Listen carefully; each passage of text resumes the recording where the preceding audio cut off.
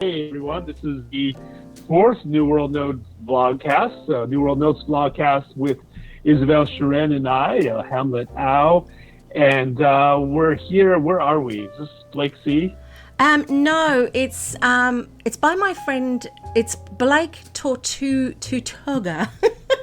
It's by the Black Sea, and it's my friend Rosie Hellendale, and it's her little plot. So she said we could, go from here and we can ride the waves or the water. Let's ride. Okay. We thought the train one did a quote before was so fun. Let's do another one, explore another part of the virtual world. Do it by sea now. Okay. Well, I suppose I should get pedaling. You pedal. Yeah. Paddle. So thanks everyone for coming and viewing, and we're going to talk about many things Metaverse-y, including Metaverse user numbers and creator revenue, especially Second Life versus Roblox. So we got some data there. We got a reader mailbag, and also talk a little bit about the Taylor Swift Metaverse, because that's a thing, at least I'm told. It's been a few weeks. We've been trying to get a regular cadence, still figuring that out. But Isabelle, what you been up to the last few weeks? Actually, work. A lot of real life work. It's been really hectic. Real life work. Yeah, a lot of real life work. And then on top of that, my son got married 2 weekends ago. Congratulations! Thank you very much. I feel really old now. I tell you, it was the most wonderful, wonderful time. It was just absolutely gorgeous, and I'm just a proud mother. That's all I can say. Congratulations! Thank you wonderful. very much. Yeah. How have you been? Back in the virtual world. How have you been? What's that? How have you been? Oh well, it's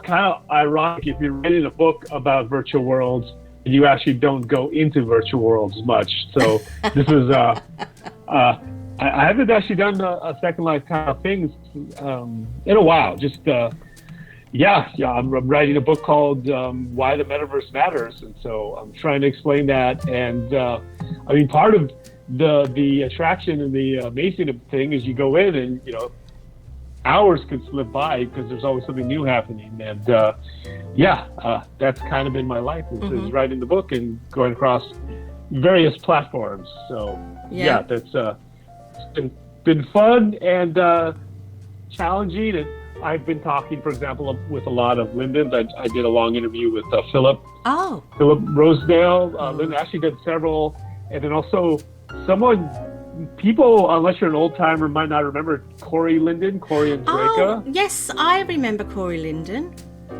I know that name. Yeah, he's kind of an unrecognized force in the whole Metaverse thing, which I'm going to be writing about. For example, he left Linden Lab, or he got kind of pushed. I'll talk about that in the book.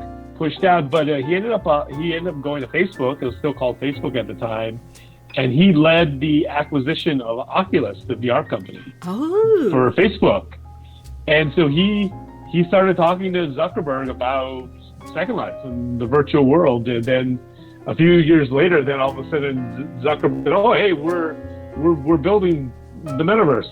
So there's a very direct association between what Second Life did 15 years ago, let's say, and then what Meta and other Metaverse platforms are doing. So that's what I've been doing lately. My God, my camera's going everywhere. I'm so sorry. Can't drive. Join. Well, now we're in Blake Sea itself, right? We're looking at some. Blake Bay. Yeah. Oh, I see. Maybe property. We crossed a sim there, maybe, or whatever they call it now. Oh, and we survived. Yeah. I like that. I'm impressed. We got a little, yeah. I love this boat. We got a little jet stream going on in the back. I know. It does have cruise control, and I don't know why I can't get cruise control today for some reason. Oh, damn. Yeah, because it does do cruise control. Let me click it and see if it will do it. And it's great because it just does it at a slow. It's not going to do it. Oh, hang on. Cruise control's coming up. Cruise 2. Give up. Go on then, boat. See? Okay. Oh, brilliant. Hey. Okay. This is the taking a look at the fabulous sim crossings that have supposed to be super amazing. But I don't know about that. Not always. Oh yeah, like we're doing the train and we kept just getting rubber band everywhere. I know. Maybe it's because we need super duper computers. I don't know. Yeah. Well, I thought that's what the cloud was for, but I'm hearing otherwise. Yeah, I don't know. Oh, we're moving. Yeah. We're moving. Oh, that's good. See? This way I don't have to physically do it, which is great. That's good. Yeah. Great. So we can focus on the view and the chit-chat. Okay. So wanted to...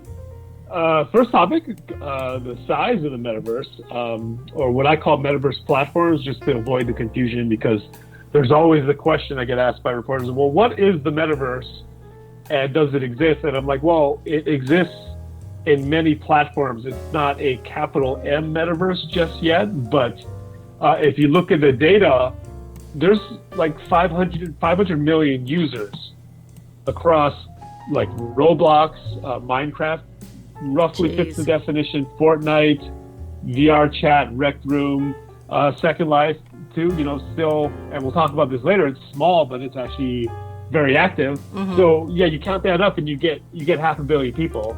Wow. And we just talked about Meta. That Meta is way in the back. It's like, last report I saw was 200,000 active users. So it's tiny. Second Life is at least 3 times larger. Oh, definitely. I don't. Yeah. It's funny because a lot of people I talk to at work or just generally in life. I mean, a lot of people know I do Second Life, and so they all talk to me about this metaverse, Liz, and I'm like, yeah. Well, we're not interested. What's the point? I think they have a problem with the whole metaverse Facebook thing. I think that seems to be yeah. I think it's that, and also just. If you are a gamer or you like 3D spaces like the kind we're in now, then you're going to be interested, but people generally are not. No, exactly. Yeah. My estimate is like 1 in 4 of the population is going to be interested. Yeah. And just based on what people do now, like, people who use, video game consoles or play 3D games on phones or go into Second Life, people like that are going to be interested. There's a lot of people.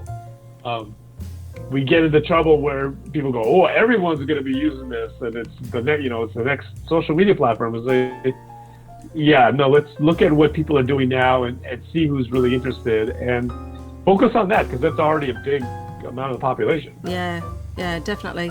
I think, and also a lot of people have said to me that they just they don't understand it. I mean, like you said, there are people that are gamers and they like that for their spare time, but there's that portion of society, they just they want to be outside. So I don't know with Facebook, to be honest, and I've not heard any hype recently either, which is interesting. No, that's that's the big talk this week. Is Meta has its latest stock report, and they have lost a ton of money. Really? It's mostly because Apple changed the privacy settings on the app, so you can disconnect your identity from the Facebook app on your iPhone. Yeah. So advertisers, it's a lot harder for advertisers to track that data, right. And that's really kicked Meta in the butt. And so they're actually losing a lot of money because of that. Some reporters are kind of blaming the metaverse stuff. And that is actually making money. It's just it's not a ton of money yet, but it's really about this broader issue that Meta is not able to monetize Facebook and Instagram the same way it used to, just because Tim Cook said, "Nah, let's not let you do that on our app anymore on our phone."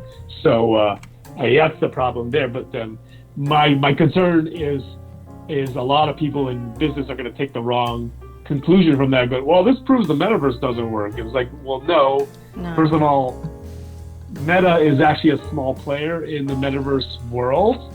They have a small user base, and also they're one of many people. So you have to look at the bigger ones like Roblox and Fortnite and so on, or the ones that are small but still kind of thriving. I got this from Linden Lab. Mm-hmm. I don't think this has been reported much. So the Second Life creator community last year, they made $86 million. Whoa. in cash, Nice. like actual, US dollars, pounds, euros, once they converted it from Linden dollars. I don't think that's been reported. Charlie Fink at Forbes put it out there, and it wasn't very clear what that was. And I checked with Linden. I was like, well, how much, where's this, who is making this $86 million? And he said, oh no, the users are. So Wow. 86 million is quite a lot, especially in 2014 Yeah. when Ebby Altberg was still with us. Ebby, rest in peace. He reported Second Life users were making 60 million a year. Jeez. So it's gone up 26 million. That's quite a bit. I was talking about this on Plurk and Gogo mentioned, well, I think that's the pandemic. It could have been the pandemic. Just last year, a lot of people were home a lot more. So yeah, there might have been an increase that way, but that's still, a growth, especially because the users are not growing, but the users that are here are spending a lot more. So, Oh God, yeah. I'm one of them. You're one of them, yeah. Oh yeah. What I try hard not to, but I do. what's been a recent purchase you've done that's really amazing? 2 houses. And You get 2 houses? I bought 2 houses, and I ended up not using them. I have to show you my new, because I moved again, and Wow. I bought these 2 new houses, and I decided, no, I'm not going to use them. I'm terrible. Yeah. You buy houses and just kind of tossing them. No, I keep them. But yeah, I bought Okay. 2 houses, and I was like really into it. I was like, oh, they're really great, but they didn't fit with the aesthetic, so I haven't used them yet. Yeah. I don't know, I've got this thing about houses and hair. I always buy hair and houses, so. Houses and hair. Yeah. Well, But all right, it's that yeah, it's like, that's a huge part of the economy. Houses it is. and hair. Yeah, I tell you what, it really is. And it's amazing the houses that get built in here. They're just amazing. I Yeah. just want to live in them. Yeah. No, totally. Yeah. So I've done that. Yeah. A bit crazy, but. And so, yeah, I mean, but I was looking at the numbers from Roblox, and I mentioned, so they have, in 2020, they had about 175 million users, so way bigger than Second Life, though it's also user-generated content. And then they reported how much money they gave their creators, and they gave their creators 200 million, Right. which might seem like a lot, but you have all these creators in Roblox, and they're creating content for 175 to 200 million users, and they're only getting 200 million out of that. Whereas the Second Life creators are creating content for only about 600,000 Second Life users, and they're making way more money. They're making 86 million. So proportionally, even though Second Life's smaller, it's a way better deal for content creators. Yeah. So I don't know. It's just it amazes me every day about how the economy moves in here. It just does, and the amount of money people can make. And I think people realise that, especially during the pandemic, that actually when they had nothing to do, and they realise that they need the extra income. So, yeah, I think probably a lot more people have got more creative in here as well. yeah, Yeah. that's going to be interesting to see. We'll see how much it grows, what the number is in 2022. So 2021 was 86 million. So let's see what the number is in 2022 when we're more or less out of the pandemic. But Yeah. we'll see. I don't know. Hopefully. You might see me create a business in here. I don't know what though. You really should. I just don't have any skill. I need to find the skill. Well, you're on YouTube now. That's actually one of the bigger content platforms Yeah. for Metaverse content. Like I looked at this with VR chat, and the top VR chat people, they have over 1 million subscribers. Yeah. And you get into the million level, and you can make a really good living. Like you can make like a lawyer type living, like $400,000 US a year or so. Yeah. So Okay, so I should really do that then. it's definitely a full-time job, but Yeah. I know Second Life, the user community has not moved to YouTube as much as other platforms, but I think they're more. It's more shopping. Could. Yeah. Yeah, but it's more shopping videos. But no, there's some fun channels. I'll put a list up, but there's some really good ones. And I just mean in terms of building up the user base for content creators on YouTube. Once you get it into the six figures, let's say, you'd actually be making a good living. So I think you could do that, Isabelle. Do you? I wish I had your confidence. Yeah. Although you got the charm. Although I did start a podcast. I'm playing around with a podcast at the moment. Oh, nice. Yeah. Oh, well, but it's very new. It's very new. So I wouldn't. Yeah. I'm just testing it on this one platform just to see what it's like to do. And then I'll probably take it a bit more serious. But I thought I'd do a podcast, and it's more. I called it All About Me because it's all about me. Just chatting about different things fun. Like reality and stuff like that. Yeah. So, anyway, yeah. What the heck? I thought they'd throw that in there so you knew. Exactly. Yeah. Oh. So what's this business about Taylor Swift? Oh, yeah. So last week, The Atlantic, which is a really big, kind of very respectable publication in the U.S., one of the journalists called me and said, well, could you tell me about how Taylor Swift is like the Metaverse? And this is right before her new album, Midnight, came out. And at first I'm like, what the fuck are you even talking about? Like, Taylor Swift is the Metaverse. But then I got to thinking about, well, first of all, I was thinking, well, I don't think Second Life would be the same, except you might remember this in 2006, Suzanne Vega, she did a live performance in Second Life. Actually, I could share the video with you, but she actually performed she did Tom's Diner and some other songs in Second Life. And that was one of the big things that really grew the virtual world, and also it brought in people that might not think about going into a virtual world. And that's one of the reasons actually the majority of content creators in Second Life are women. Is things like that, just finding a way to think about the virtual world that it's not like it's just like kind of stereotypical gamers, geeky boys running around, but thinking, oh wow, like Suzanne Vega's in there, maybe I could. And so as I was talking to The Atlantic, I was like, well, yeah, you know what, actually Taylor Swift, in a similar way, she has this virtual community. It's not 3D, it's not a virtual world, but it's across all these platforms, Instagram and TikTok and so on. And it's kind of it's all associated with Taylor Swift content and an aesthetic. And so it is kind of a world in their mind, and it's going to be, Taylor's most popular videos and her album covers and her photos. But there is kind of a world that, it's like 200 million people who follow Taylor Swift across platforms. And so, I told The Atlantic, she could create a metaverse experience tomorrow, and it would be bigger than anything Mark Zuckerberg's doing. She could say, well, let's have a Taylor Swift island in Fortnite. And it would be huge. And the point I was trying to put across is really the metaverse, it's not a technology question so much as it's a culture and a community question. If you can't get the culture right and you can't get the community right, the technology doesn't matter. You have to have people really want to be there and inspired to create content. Exactly. Yeah, there's got to be a reason for someone to keep going in. That's totally it. I mean, I've been here years. I still can't pinpoint what it is that brings me in, but I'm in here all the time. Exactly. Well, it's creating stuff, right? Yeah. It started off just forming friendships and then became creative, but there's always something.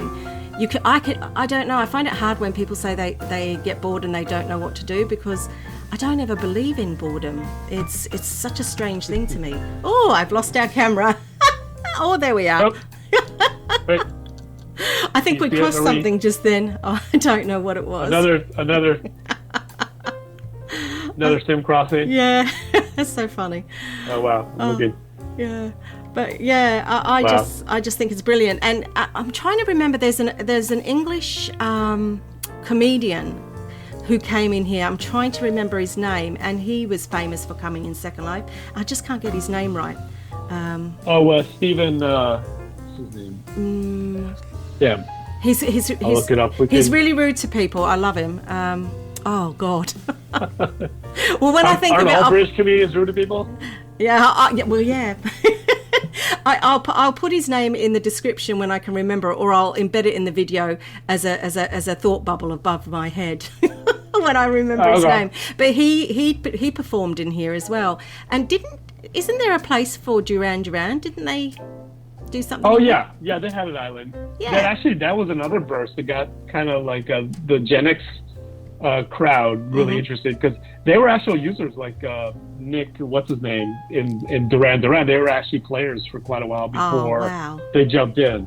So, and that's really what I'd say with Taylor Swift or any band is you can't just put up the thing and you go, okay, well there's my metaverse platform. You have to. It's an active, thriving thing. It's a world, so you have to refresh it every day, and you have to create a community and keep people coming back. If you can do that, it'll be very successful. All too often you see that even in like Roblox and stuff, they'll just put up something and then they'll just kind of walk away, and then nobody will come back, and they wonder why no one's coming back. But it's like, this is a virtual world, so it's pretty much like the real world. If exactly. You're up, just like the real world, it's got to be interesting. It's got to have something changing. It's got to be ever changing, I think. Yeah, just like life. Exactly. So, but I'll send you the video. Maybe you could even import the Suzanne Vega singing, because that was really cool. Yeah, well, that'd be great. That was interesting. And what am I doing? We have some time. I think, where are we going? I don't know. I just turned. I think we're picking up speed. I'm going to put us back on cruise control now. Yeah, now we're back on cruise control. I had to take us off cruise control when I lost myself. Don't lose yourself, Isabelle. No, I know. Well, I'm trying not to lose you in this. Okay, well, don't lose me either. I'm trying not to. Oh, there we go. So we got some time for some reader questions, viewer questions. Oh, yes. So Gogolita, she asks, what are your thoughts on Tilia spinning off from Second Life? That was an announcement you might have seen. They spun off, I believe last year, but last week I mentioned JP Morgan, the huge financial giant. Yes. Is an investor in Tilia, and so they're getting serious. And I will get what? I thought that was amazing. I personally thought, wow. Wow. So I personally think that's amazing. Oh, I think that's part of why Second Life content creators, like we mentioned, are making a bit more money, might be from the Tilia, because it makes processing payments a bit better. Yeah. But what's interesting is if you look at Tilia's customer base, it's a spin-off. So actually Linden Lab is now a customer, even though they also own it or co-own it. But there's some other platforms. They're not very well known. The biggest one after Second Life is called Upland, which there's actually been a crossover. I don't know if you tried Upland before, but I know some Second Life users who have jumped to Upland.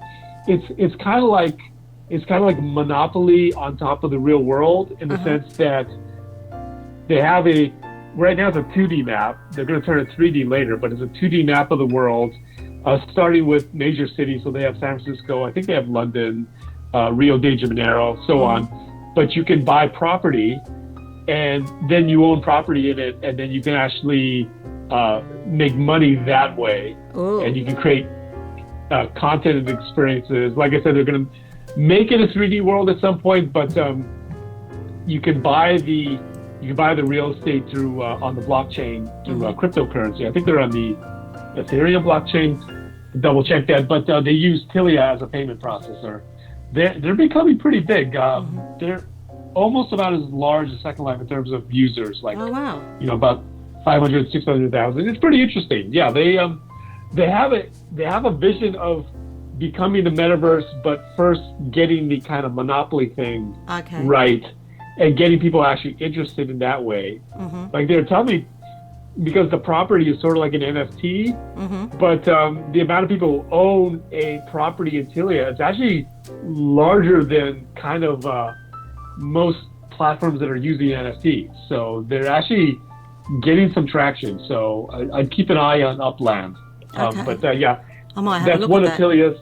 That's one of Tilia's customers. So see, I just thought Tilia was solely with Second Life, you know, and so yeah, that's interesting. Yeah, so I think that's why JP Morgan invested in them. They're going to roll that out to other platforms like, well, you know, there's a bunch of big ones that, you know, processing payments is such a big headache. And Linden Lab kind of figured that out before anyone else did, because they're getting payments from people literally all over the world, you know, Europe, Asia, you know, South America, and so on. So yeah, they figured that out. And so, you know, that might actually become the biggest thing to spin out of Second Life it's just figuring out the payment processing. I mean, I hope Second Life grows, but you know, it's kind of, I talked recently with Philip and stuff. From that talk, I get the impression the focus is going to be on the existing users, which is fine. But yeah, with Tilia, they're going to grow it to these other platforms. So that's interesting. Well, that's quite a good business investment then. Yeah.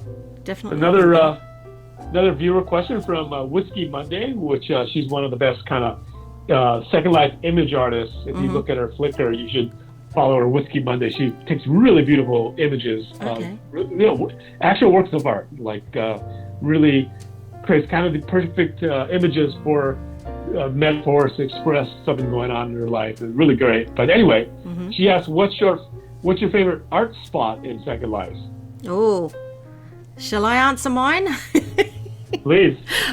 I have to say, and it's I always do the videos for it. It's anything by Sicker Ghost. I am obsessed.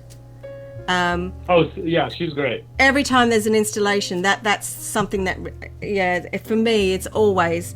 I go to every single one of them because it's one of those types of arts that just make me happy. Yeah. So yeah, that's kind of like, for me, that's it. What's the latest one that you went into? Okay, so the latest one I just filmed is Pumpkins and Things, it's called, and it's so cute. You just have to go. Which is like giant pumpkins. Well, kind of like it, but it's just all the characters that she has with the eyes moving and that. It's just so fascinating. And they're only up for a short period of time, so whenever I make a video and I show it, I always say, you need to go there because it won't always be there. So, yeah, I like her stuff. I'm kind of amazed that she does these really beautiful kind of look like 3D dioramas that you can explore and be part of, and then she wipes them out and there's another one. Yeah, I know. It's just amazing. But I mean, to me, that's like, you've got to see it while you can. So I do. Yeah. And to be honest, when we talk about art and Second Life, I also think a lot of places that people create, just destinations, to me, are very artistic. Oh yeah. Yeah. Well, I was going to mention a recent favorite of mine. It's called Walsh County. It's on a sim. What is it called? Campton. Put a plural in there. It's really beautiful.